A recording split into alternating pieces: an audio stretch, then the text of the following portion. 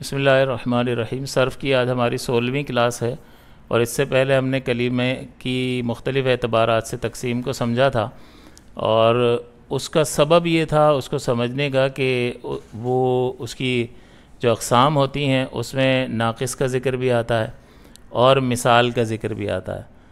تو چونکہ ہمیں اس میں ظرف سمجھنا تھا اور اس میں ناقص اور مثال آ رہے تھے اور ہم نے یہ پہلے سمجھے ہوئے نہیں تھے، لہٰذا پیچھے جا کر کلمے کی مختلف اعتبارات سے تقسیم کر کے ہم نے یہ جان لیا کہ ناقص کس کلمے کو کہتے ہیں، یعنی یہ حرف علت اس کلمے میں ہوتا ہے، اور ناقص کا مطلب لام کلمے میں ہوتا ہے، اور پھر یہ ناقص اگر وہ حرف علت واو ہو تو ناقص واوی کہلاتا ہے، اور یا ہو تو ناقص یائی کہلاتا ہے۔ تو وہاں پر اس کی وضاحت ہو گئی، تو اب ناقص کا لفظ آئے گا تو ہمیں پتہ چل جائے گا کہ ناقص کس کلمے کو کہتے ہیں۔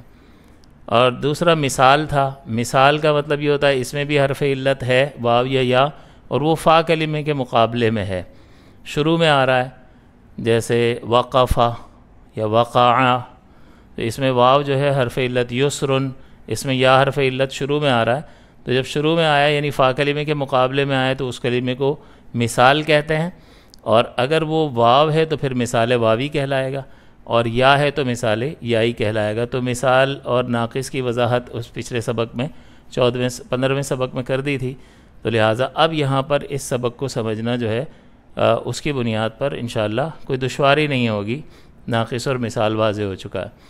ہم اس میں ظرف پڑھنا چاہ رہے ہیں۔ اس میں ظرف اسم آپ جانتے ہیں، ظرف جو ہے یہ لغوی اعتبار سے اگر آپ اس کا ڈکشنری والا معنی دیکھیں گے تو اس کا مطلب ہوتا ہے برتن، ظرف، ظروف، زوئیں سے ظروف ہم پڑھتے رہے ہیں بچپن میں، تو یہ ظرف بچپن کو اس کو کہتے ہیں برتن کو۔ اور یہ ایک ایسا لفظ ہے، اس میں ظرف کے فعل کے واقع ہونے کی جگہ یا زمانے پر دلالت کرتا ہے۔ تو اس میں ظرف اس کو کیوں کہتے ہیں؟ برتن والا ایسا کون سا اس میں معنی پایا جاتا ہے اس لفظ میں کہ اس کو یہ نام دے دیا؟ تو آپ دیکھیں فعل کے واقع ہونے کی جگہ پر بولنے کے لیے بنایا ہے، تو آپ کوئی بھی فعل کریں گے تو اس جگہ کے اندر ہوگا، تو گویا کہ وہ جگہ جو ہے اس فعل کے لیے ایک برتن کی حیثیت رکھتی ہے۔ جیسے ہم یہاں پر ابھی یہ پڑھا رہے ہیں، سبق چل رہا ہے، تو یہ ایک جگہ میں کام ہو رہا ہے، تو یہ جگہ جو ہے، یہ کلاس جو ہے، یہ ظرف بن رہا ہے۔ اسی طرح جب ہم کوئی کام کرتے ہیں تو وہ کسی نہ کسی ٹائمنگ میں ہوتا ہے، تو وہ ٹائمنگ جو ہے اس پورے کام کے لیے ایک برتن کی حیثیت رکھتا ہے۔ تو اس لیے اس فعل کے واقع ہونے کی جگہ یا فعل کے واقع ہونے کے وقت پر بولنے کے لیے جو لفظ بنایا ہے اس کو اس میں ظرف کہتے ہیں۔ یہ آسان تعریف ہو گئی، یعنی آسان لفظوں میں ہو گئی۔ دوسرا اس کی اصطلاحی مطلب یوں مشکل الفاظ میں کہ ایسا اسم جو فعل کے واقع ہونے کی جگہ یا زمانے پر دلالت کرے۔ دلالت کا مطلب ہوتا ہے رہنمائی کرنا، آپ کا ذہن اس جگہ پر لے کر جائے۔ تو اس میں ظرف جیسے ہی آئے گا تو آپ یہ سمجھ جائیں کہ یہ فعل کے واقع ہونے کی جگہ کی بات کر رہے ہیں یا زمانے کی بات کر رہے ہیں۔ ہم کیسے پہچانیں گے کہ یہ ظرف کا لفظ ہے؟ تو وزن سے پہچانیں گے، جیسے اس میں فاعل کا بتایا تھا، اس کی تعریف بتائی، اور پھر سوال یہی پیدا ہوا کہ کیسے پہچانے، تو آپ کو کہا فاعلن کی شکل پر آئے گا، فاعلان، فاعلون، فاعلتن، فاعلتان، فاعلاتن، وہ جو زیادہ استعمال ہونے والے 6 وزن تھے وہ آپ کو بتا دیے۔ اب آپ جیسے ہی وہ وزن دیکھو گے آپ کو کہ اس میں فاعل۔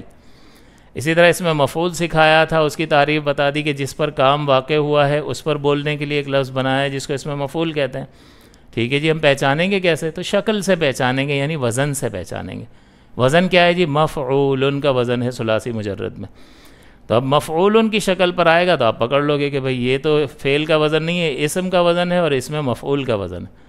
مفعول، مفعولان، مفعولون، مذکر کے واحد تثنیہ جمع کے صیغے، مفعولۃ، مفعولتان، مفعولات، مؤنث کے واحد تثنیہ جمع کے صیغے۔ تو اسی طرح سے یہاں پر جب ہم نے کہا کہ فعل کے واقع ہونے کی جگہ یا زمانے پر بولنے کے لیے ایک لفظ ہم نے بنایا ہے، اس کا نام اس میں ظرف ہے، بھئی شکل کیا ہوگی؟ تو 2 شکلیں ہیں، یا تو مفعلن کی شکل پر ہوگا، عین کلمے پر فتح ہوگا، یا مفعلن کی شکل پر ہوگا، عین کلمے پر کسرہ ہوگا۔ مفعلن اور مفعلن، اگر ایک ہی وزن ہوتا تو جان چھوٹ جاتی، لیکن 2 وزن ہیں تو تفصیل کرنی پڑے گی بھی کہاں مفعلن اور کہاں مفعلن، وزن بدل گئے تو مزید وضاحت کی ضرورت پڑ گئی. تو اب یہاں یہ بتا رہے ہیں کہ ہم مضارع سے بناتے ہیں اس کو.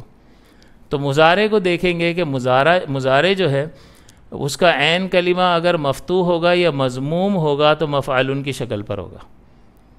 مضارع جیسے مضارع کو دیکھیں گے، ماضی کو نہیں، مضارع کو دیکھیں گے اور اس پر مفتوح العین، تو یہ آ گیا سمجھ لیں کہ فتح یفتح،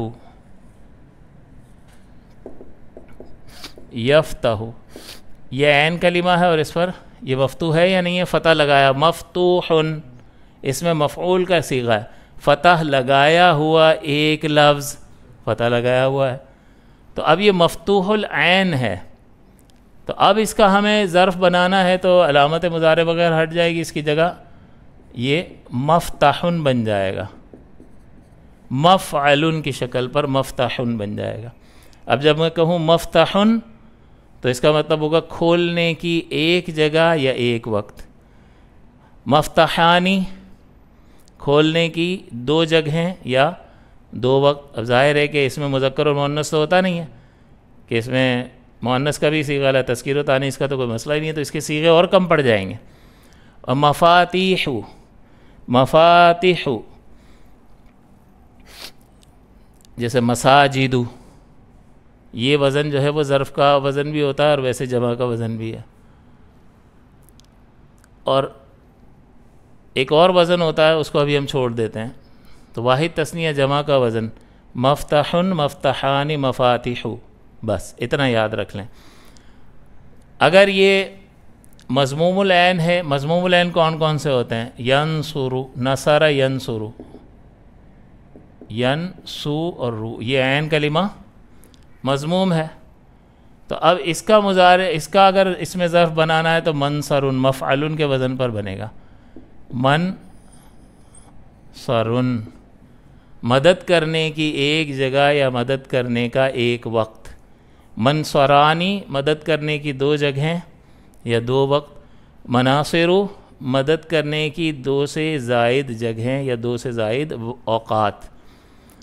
تو مضارع اگر مفتوح العین. دوسرا حسیبہ، کرم یکرم، یکرم، یکرم مضارع دیکھیں مضموم العین ہے، تو کس وزن پر بنے گا؟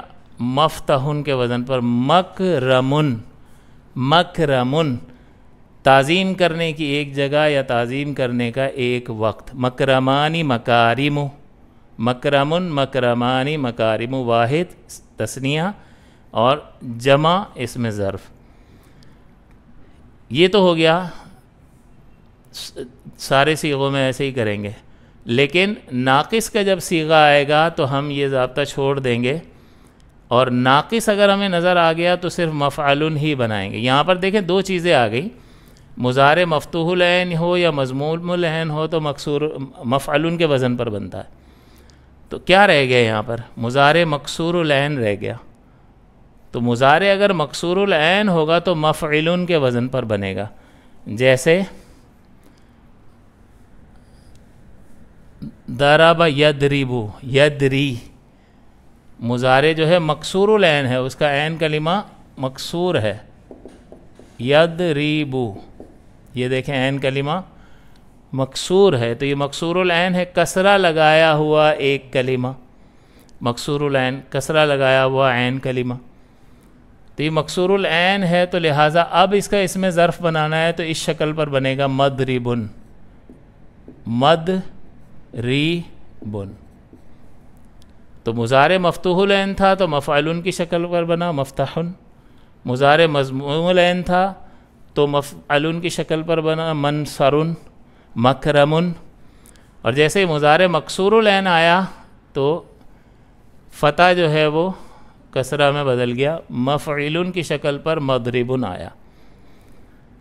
اب یہاں اگر وہ لفظ ناقص کا ہو تو پھر یہ نہیں دیکھیں گے، پھر چاہے وہ مفتوح العین ہو، مضموم العین ہو یا مکسور العین ہو، مفعلن ہی کی شکل پر آئے گا. ناقص کا کیا مطلب ہے؟ کہ جس کے آخر میں، جس کا لام کلمہ حرف علت ہو، چاہے واو ہو یا ہو. لام کلمہ حرف علت اگر ہوگا تو پھر اس کا اس میں ہم یہ دیکھیں گے ہی نہیں کہ مضارع مفتوح ہے، مضموم ہے یا مکسور ہے، کچھ بھی نہیں دیکھنا، جیسے ہی ناقص نظر آیا تو مطلقاً اسے اس لیے لکھا مطلقاً کا مطلب بلا کسی قید کے، یہاں پر مضارع کے ساتھ ایک قید لگائی ہے کہ ایسے اور ایسے ہو تو یوں بنانا ہے، اور ایسا ہو مضارع تو یوں بنانا ہے، قید لگا رہے ہیں۔ لیکن یہاں کہہ رہے ہیں کہ اگر وہ مضارع ناقص کا ہوگا آپ کو کچھ بھی نہیں دیکھنا، صرف ناقص کو دیکھ کر مفعلن کے وزن پر آپ کو لفظ بنا لینا ہے۔ دوسرا یہاں پر بھی جب ہم نے دیکھا کہ مضارع مکسور العین ہے تو مفعول کے وزن پر بنایا، لیکن جب صیغہ مثال کا ہو، مثال کا کیا مطلب ہے؟ حرف علت فا کلمے میں ہے، واو یا مثال ہے، یا چاہے مثال واوی ہو یا مثال یائی ہو، جیسے واو قاف اور فا جو ہے، واو قاف اور فا، وقفا، اسی طرح وقع واقع ہونا۔ تو اب دیکھیں یہاں واو جو ہے وہ فا کلمے میں آ رہا ہے، اس لیے یہ مثال ہے، تو اب مثال کا صیغہ آ گیا تو ہم یہ دیکھیں گے ہی نہیں کہ اس کا عین کلمہ مفتوح ہے، مضموم ہے، مکسور ہے، بس مثال اگر ہمیں سمجھ میں آئے کہ حرف علت فا کلمے میں ہے تو بس ظرف بنانے کے لیے مفعول کا وزن اختیار کر لیں گے۔ موقفن، میرا موقف یہ ہے، اب وہ ٹی وی پہ تبصرہ کر رہے ہوتے ہیں میرا موقف یہ ہے، غلط، مثال ہے اور موقف بنے گا ظرف کا صیغہ، اس میں ظرف وہ ایک سوچ کو بھی کہہ رہے ہوتے ہیں لیکن بہرحال لفظ صحیح استعمال کرنا ہوتا ہے۔ موقعن، موقعن واقع ہونے کی جگہ یا واقع ہونے کا ایک وقت۔ تو جب مثال پتہ چل گیا تو کوئی بھی قید نہیں، مطلقاً مثال دیکھا مفعول کی شکل پر بنائیں گے، ناقص دیکھا مفعول کی شکل پر بنائیں گے، ناقص اور مثال نہیں ہوگا تو ہم یہ تقسیم کریں گے کہ مضارع مفتوح العین یا مضموم العین ہو تو مفعول کی شکل پر، اور مضارع مکسور العین ہو تو مفعول کی شکل پر ظرف کا صیغہ بنے گا۔ خلاصہ کیا ہے کہ اس میں ظرف کس کو کہتے ہیں؟ اس میں ظرف جو ہے ایک ایسا اسم ہے کہ جو فعل کے واقع ہونے کی جگہ یا وقت پر، زمانے پر بولا جاتا ہے۔ اس کی دو شکلیں ہیں، مفعول یا مفعول، اور یہ تفصیل اس کی ہے کہ اگر ناقص کا صیغہ ہوگا تو مفعول بنے گا، مثال کا ہوگا تو مفعول بنے گا، تفصیل کی ضرورت ہی نہیں ہے۔ اور اس کے علاوہ صیغہ ہے تو کچھ تفصیل ہے، مضارع مفتوح العین یا مضموم العین ہوگا تو مفعول، اور مضارع مکسور العین ہوگا تو مفعول کی شکل پر صیغہ بنے گا۔ یہ ہو گیا ضابطہ، لیکن there are always some exceptions to the rules، کہ قاعدے بنتے ہیں لیکن ان کے لیے کچھ استثنائی صورتیں ہوتی ہیں کہ وہ اس قاعدے سے باہر ہوتی ہیں۔ تو یہاں پر نصر ینصرو سے کچھ ابواب ہیں جن کا نصر ینصرو مضموم العین ہے، تو قاعدہ کیا کہتا ہے کہ مفعول کی شکل پر بننا چاہیے، لیکن وہ چند مصادر جو ہیں وہ قاعدے کے خلاف بنتے ہیں، ان کا استثناء ہے۔ جیسے مسجد جو ہے وہ ہے سجدہ یسجدو، اب یہ دیکھیں مضارع مضموم العین ہے، مضارع کے صیغے کے عین کلمے پر ضمہ ہے، تو ضابطہ کہتا ہے مسجد ہونا چاہیے، مسجد، لیکن ہوتا کیا ہے؟ تو مسجد تو یہ مفعول کا وزن ہے۔ تو یہ نصر ینصرو سے بعض مصادر خلاف قانون استعمال ہوتے ہیں۔ اسی طرح شرق یشرق ہے، یشرق تو مشرق ہونا چاہیے لیکن کیا استعمال ہوتا ہے؟ مشرق ہوتا ہے۔ اسی طرح مغرب ہوتا ہے، ورنہ قاعدے کو دیکھیں تو مشرق ہونا چاہیے اور مغرب ہونا چاہیے۔ اسی طرح منسک ہونا چاہیے لیکن منسکن استعمال ہوتا ہے۔ تو یہ چند یہ یاد کرنے کے ہیں کہ ان کو یاد کر لیا جائے کہ اس میں تھوڑا سا احتیاط کرنی ہے کہ اس میں خلاف قاعدہ ہوتا ہے، اور ادروائز 99% جو ہے یہ قاعدہ آپ کا اس میں ظروف پر لگ جائے گا۔ آخری بات اس سلسلے کی، سبق کی، یہ کسی جگہ پر کوئی چیز جو ہے بہت زیادہ پائی جائے تو اس جگہ پر بولنے کے لیے، اس پر بولنے کے لیے جو لفظ بنایا جاتا ہے وہ اس شکل پر ہوتا ہے، مفعلتن کی شکل پر، مفعلتن کی شکل پر۔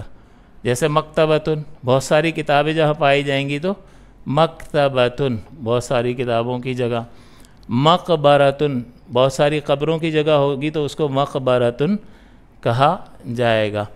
تو یہ جو ہے اس کی تفصیل یہ ہے کہ کوئی چیز جو ہے کسی مقام پر بہت زیادتی کے ساتھ پائی جائے تو پھر وہ اس پر جو لفظ بولا جائے گا وہ اس شکل کا ہوگا، مفعلتن کا، جیسے مکتبتن اور مقبرتن۔ امید ہے بات واضح ہو گئی ہوگی۔